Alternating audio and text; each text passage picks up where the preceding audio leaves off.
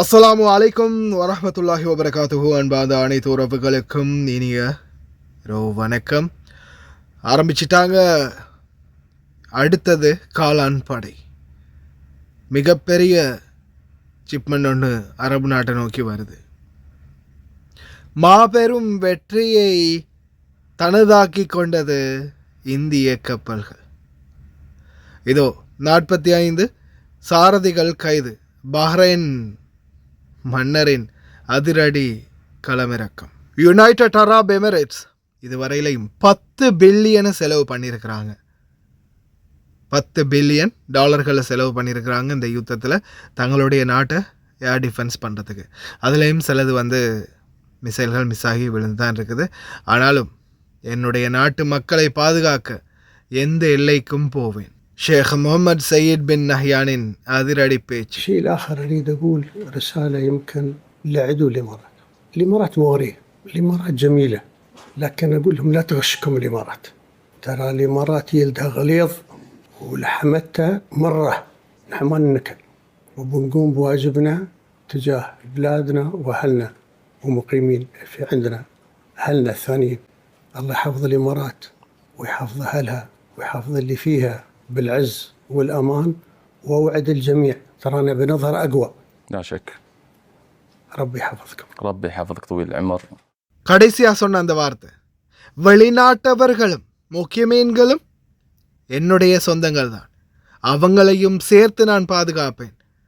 கை வச்சா என்ன நடக்கும் அப்படின்றத காட்டித்தான் தீர்வோம் அப்படின்ற மாதிரி சொல்லியிருக்கிறாங்க. அல்லாஹ்வாலம் பார்க்கலாம். இதோ வெற்றி வெற்றி மாபெரும் வெற்றி. அல்ஹம்துலில்லாஹ், ஷுக்ர் அல்லாஹ். ஈரானுடைய அனுமதியோடு கடந்து சென்றது எல்என்ஜி கேஸ் கப்பல் மற்றும் மசகு எண்ணெய் கப்பல். ஸ்ட்ரைட் ஆஃப் ஹர்முஸை கடந்து இந்தியாவுக்கு செல்கிறது கப்பல். ஆனால் அடுத்த கட்ட ஆபத்தையும் நாம் நெருங்கிட்டு இருக்கிறோம் அப்படின்றது அனைவரும் ஞாபகம் வச்சுக்கோங்க. அமெரிக்க ஜனாதிபதி டொனால்ட் ட்ரம்ப் ஒரு பக்கம் கடல் பக்கமாக கடற்படையை இறக்கி ஹர்மஸை கண்ட்ரோலுக்கு கொண்டு வரதுக்கான முயற்சியை நடத்திட்டு இருக்கிற அதே சமயம், இந்த வீடியோவை கடைசியில் அட்டாச் பண்ணுறேன் பாருங்கள், தரைப்படையை மிடில் ஈஸ்ட் வழியாக தரைப்படையை கொண்டு வந்து தரைப்படையை ஈரானுக்குள்ளே இறக்கிறதுக்கான அடுத்த கட்ட மூமெண்ட்டுக்குரிய வீடியோ வெளியாகி இருக்குது. அதையும் நீங்கள் பார்க்கலாம். வரலாறு காணாத உச்சத்தை தொட்டது குவைத் மசகு எண்ணெய் பேரல் ஒன்றின் விலை 143.4 சென்ட்ஸ்களாக மறுபடியும் உயர்ந்துள்ளது. போச்சுடா, நம்ம நாட்டில எல்லாம் சரியான விலைக்கு மசகு எண்ணெய் போய் சேரல, சோழி முடிஞ்சது. எல்லா வண்டியையும் வச்சுட்டு விறகடுப்புலையும் பைசிக்கல்லையும் தான் இன்னைக்கு காலத்தை ஓட்டணும் போல். யுனைடெட் அரப் எமிரேட்ஸ் கிட்டத்தட்ட 10 பேரை கைது பண்ணியிருக்கிறாங்க. எல்லாருமே வீடியோ ஷேர் பண்ணினவங்க. இதில் பார்த்திங்கன்னா India, Nepal, Bangladesh, Philippine, Iran, இந்த மாதிரி பல நாட்டவர்கள் கைது செய்யப்பட்டிருக்கிறாங்க. எல்லாருமே வீடியோ பப்ளிஷ் பண்ணவங்க தான். இந்த பிரச்சனை எல்லா ஆஹர் ஹர்ப் மித்த ஹலாஸ் ல ஆன எல்பிஸ் ஹாதல் மெலாபஸ். என்னடா சொல்கிறேன் அப்படின்னு கேட்குறீங்களா? இந்த யுத்தம் பிரச்சனை முடியும் வரைக்கும் நான் இந்த யூனிஃபார்மை கலட்ட மாட்டேன் அப்படின்ற மாதிரி பஹ்ரைன் நாட்டுடைய மன்னர் அதிரடியான ஒரு அறிக்கையை விட்டிருக்கிறார். அதே மாதிரி தொடர்ந்துமே பார்த்திங்கன்னா யூனிஃபார்மோடையே, அதாவது இராணுவ யூனிஃபார்மோடையே ஃபுல்லாக எல்லா இடத்துலையும் அவருடைய களப்பயணங்களை தொடர்ந்து மேற்கொண்டு வராரு.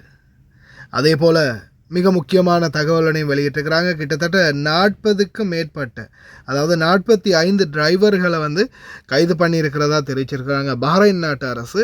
இதில் பார்த்திங்கன்னா நிறைய பேர் இந்த சவுண்ட், அதாவது சைரன் சவுண்டோட ஒத்து போகிற மாதிரியான சில ஹார்ன்களை பூட்டி மக்களை பீதி அடைய வச்சிருக்கிறாங்க அப்படின்ற தகவல் வெளியாகி இருக்குது. அதிரடியாக அந்த நபர்களையும் கைது பண்ணியிருக்கிறாங்க. அதே மாதிரி பஹ்ரைன் கிங் ஹமாத் பின் ஈசா, நான் இந்த பிரச்சனை முடியும் வரைக்கும் என்னுடைய இந்த மிலிட்ரி யூனிஃபார்மை கலட்ட போகிறதில்லை அப்படின்ற மாதிரியும் ஒரு அறிக்கையை விட்டுருக்கிறாரு. அதே மாதிரி தொடர்ந்துமே பார்த்திங்கன்னா இராணுவ குழுக்களோட மற்றும் முக்கியமான அதிகாரிகளோட உள்துறை அமைச்சகத்தோட தொடர் பேச்சுவார்த்தைகளையும் தொடர் ஒன்று கூடல்களையும் நடத்தி வராங்க. பிரார்த்தனை பண்ணுங்க விரைவில் இந்த பிரச்சனைகள் முடிவடையட்டும் அப்படின்னு. வீடியோக்கள் இருக்கு பாருங்க. المواطنون والمقيمون السلام عليكم ورحمة الله وبركاته. في إطار جهود وزارة الداخلية لحفظ أمن الوطن وحماية السلامة العامة، قام الفريق أول معالي الشيخ راشد بن عبد الله آل خليفة وزير الداخلية بزيارة إلى الإدارة العامة للدفاع المدني في إطار متابعة الجاهزية والكفاءة الأمنية للتعامل مع تداعيات العدوان الإيراني السافر، حيث عبر معاليه عن استنكاره البالغ وإدانته الكاملة لهذا العدوان الغاشم.